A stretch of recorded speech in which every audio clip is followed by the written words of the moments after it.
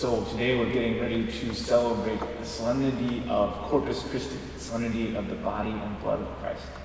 And so I'm here in the chapel at St. Mary's Springs with a few of our second graders here at the Springs. And we're going to talk a little bit about receiving the First Holy Communion, the body and blood of Christ, what it means to them and what it means for all of us. So now guys, I just want you to introduce yourselves to our audience here. My name is Annie, and when I grow up as a vet.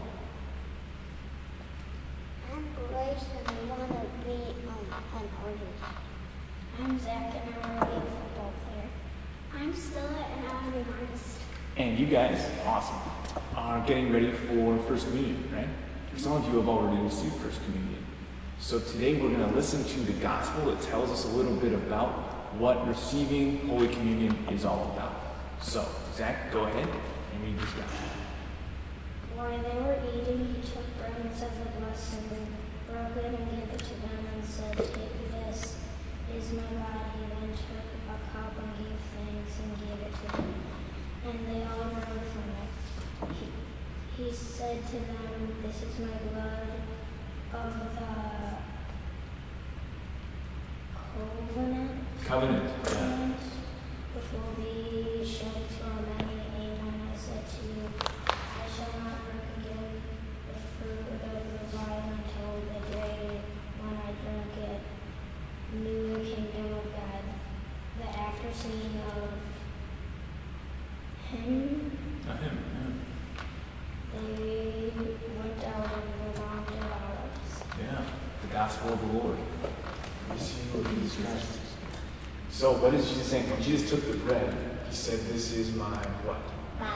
Body." So what does that mean it is?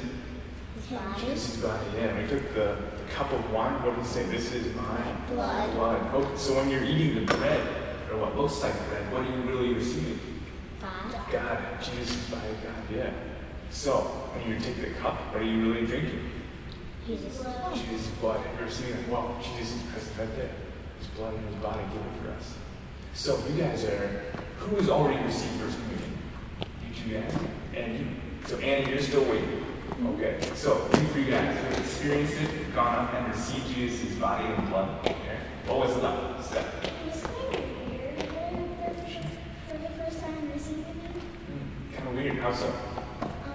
Because you first receive it, it's kind of, since you never did it before, it's kind of weird. Yeah. It feels kind of weird. What was the weirdest part?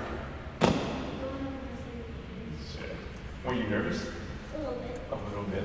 Were you nervous afterwards? No. No. So Zach, tell me, what was it like for you?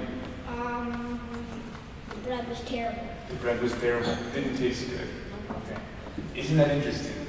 Because the bread is what? You know the bread is? His body. Jesus' body.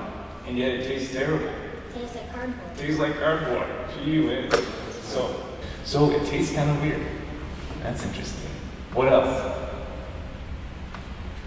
How did you feel after receiving the Eucharist? You felt good? Okay. Yeah. It still tasted bad. I think one thing that means, guys, is that Jesus can take very ordinary things, bread that just tastes bad even, and he can make that really special. He makes that his own body. And so sometimes there's going to be things in our lives that taste bad, or that look bad, or feel bad, but Jesus can take them and make them still good for us. Things that bring us peace, things that are, in fact, spiritually like his body. Huh. Bryce, what do you think? Why does the priest eat the big bread and the kids eat the little? Because the priest is really hungry. I mean, the priest hasn't eaten anything for a long time, so he needs a lot of bread to eat just because he's so hungry. No, the priest holds a big piece of bread. Why? So that everyone can see it. He wants to make sure people can see that there's bread there and that there's wine there. And that people have small loaves so they can all fit in the same ciborium. Yeah.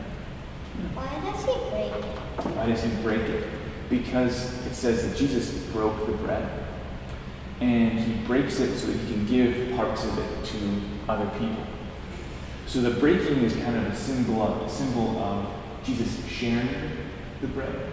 It's also a symbol of Jesus dying.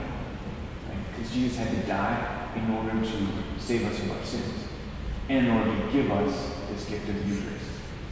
So, yeah, it breaks it to remind us of Jesus sharing the bread and of Jesus dying. Does that make sense? Yeah. Okay. What are you going to say? What are some of your questions about First Communion or about Jesus? Yeah. So what's that golden thing that Jesus had? So the golden thing there is the tabernacle.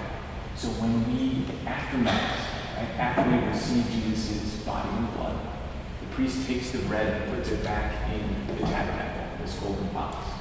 And so that means that what's inside the golden box? Christ, you know? No. Jesus. Jesus' body. So that's why when we come into the chapel and we go into our pews, we do what? Bow. We bow to what? To the tabernacle. Exactly.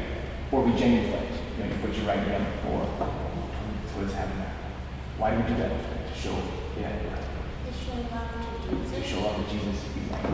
So it's kind of, so he puts it in there, like, it's kind of like when he was put in the tomb. I never thought about that. Yeah, it is kind of like he was put in the tomb, except that when he was put in the tomb, he was dead. And when he's put in the tabernacle, he's alive. So there's a little bit of a difference. Think about it. If you had one word to describe First Communion, what would it be? Think about what that would be. And then we'll go around starting with Stella, then Zach, Bryce, and Nate, and say what that one word would be. Joy. Joy. Disgusting. Disgusting. Happy. Happy. Excited. Excited. Okay. So there you have it. Receiving First Communion brings us joy, but not because of the bread, because the bread is disgusting, but it makes us happy because we're receiving who? Jesus. And that brings us peace, brings us happiness. There we have it from Children's Liturgy of the Word. God bless you, and a happy Feast of Corpus Christi.